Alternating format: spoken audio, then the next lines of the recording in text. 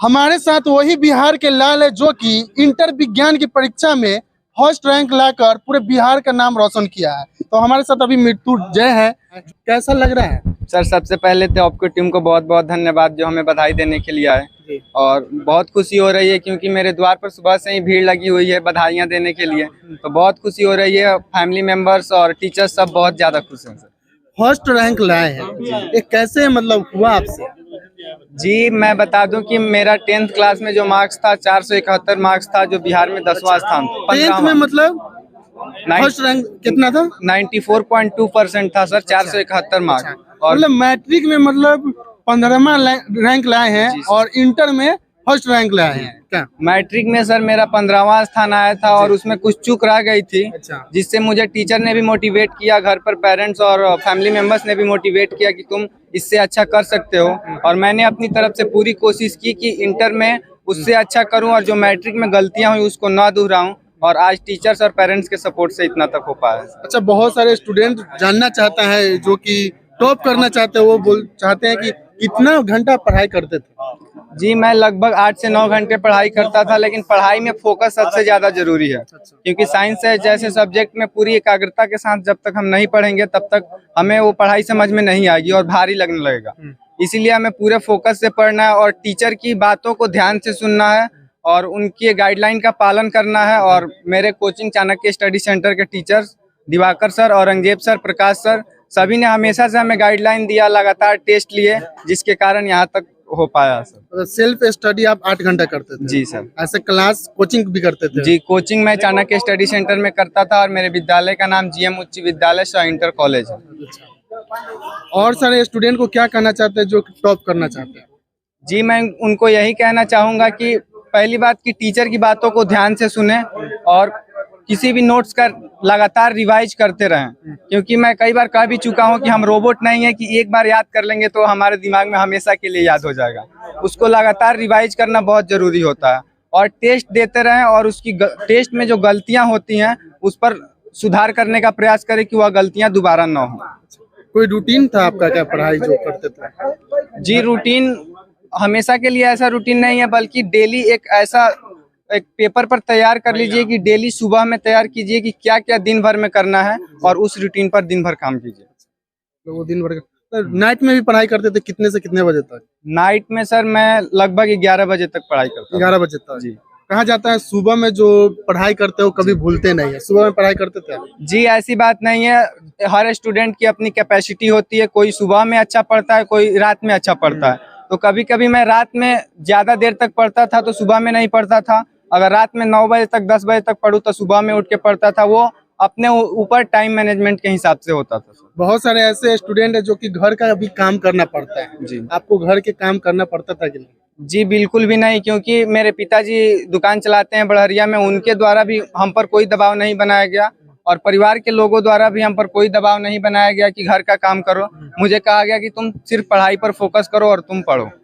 सिर्फ पढ़ाई पर आप फोकस करते थे, घर का काम नहीं करना? नहीं। तो यहाँ पर अभी इनके सर हैं हमारे और टीचर्स, औरंगजेब सर इंग्लिश के टीचर हैं।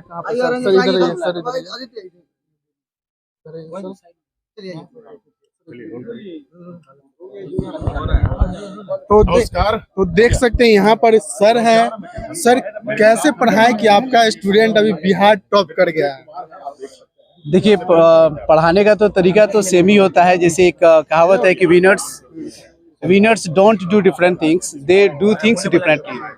विजेता किसी भी काम को अलग तरीके से नहीं करते हैं, लेकिन उस काम को जो करते हैं वो उसमें थोड़ी सी बस रुचि पैदा कर देते हैं। तो अभी ये क्या मैं बताऊं, बस अपना एक सिस्टम था कि ईमानदारी से पढ़ाना है, सिस्टमेटिक तरीके से पढ़ाना है, पढ़ा के अगले दिन जो है उसके बारे में पूछताछ करना है, ठीक है ना। स्टेज पे बुला के जो भी क्वेश्चन आंसर होता था उसका एक्सप्लेनेशन लेना है, ठीक है ना। यानी कि नियमित तरीके से जो एक सिस्टम होना चाहिए वो सारे सिस्टम हम लोग फॉलो। कितने घंटा कोचिंग क्लास में मृत्युंजय को पढ़ाते थे? अब देखिए हम लोग का तो कोचिंग का जो ड्यूरेशन है एक टीचर का वो 45 से 50 मिनट का ही है, और उस 45 से 50 मिनट में सारे बच्चों को पढ़ाना है।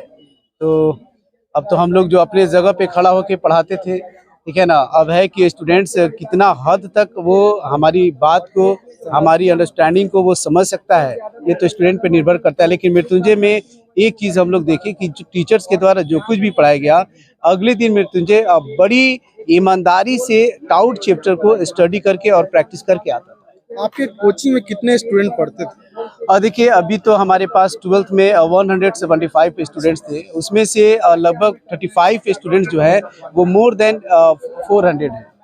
400 से ज्यादा 35 स्टूडेंट्स हैं। सिर्फ एक टॉप किया? हाँ, बिहार टॉपर एक and she is Anamika, she also scored 446 number. आपका नाम क्या हुआ? मेरा नाम अनामिका है। अच्छा, जी आप कौन सा टॉपर किए हैं?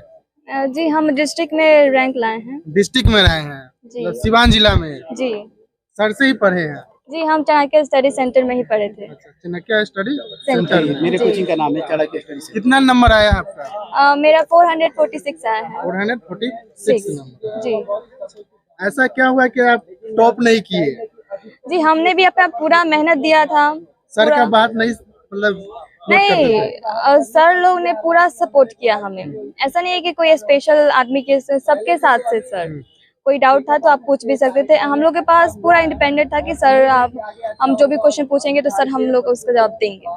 ऐसा भी नहीं कि सर ज्यादा मृत्युंजय को ध्यान दिए, आप पर ध्यान नहीं दिए? नहीं ऐसा बिल्कुल भी नहीं था। हर एक सब्जेक्ट के लिए सर पूरा एकदम हम लोग का तैयारी कराए थे, हर एक सब्जेक्ट के लिए जी। और सर हैं मृत्युंजय के यहाँ पर जो कि कहाँ पर गए?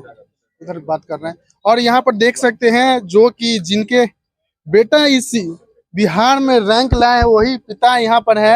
आपको कैसा लग रहा है? बहुत खुशी महसूस हो रहा है, माहौल बहुत अच्छा लग रहा है। बहुत खुशी महसूस हो जब हम सुने कि बिहार टॉप है तो मतलब कि हम मतलब कि उस खुशी को तो हम मतलब कि शब्द से बयान नहीं कर पाते हैं कि कौन सा शब्द बोले। मतलब एक गाना सुने होंगे आप जो कि उदित नारायण जी का है, पापा कहते थे बड़ा नाम करेगा, बेटा हमारा ऐसा काम करेगा।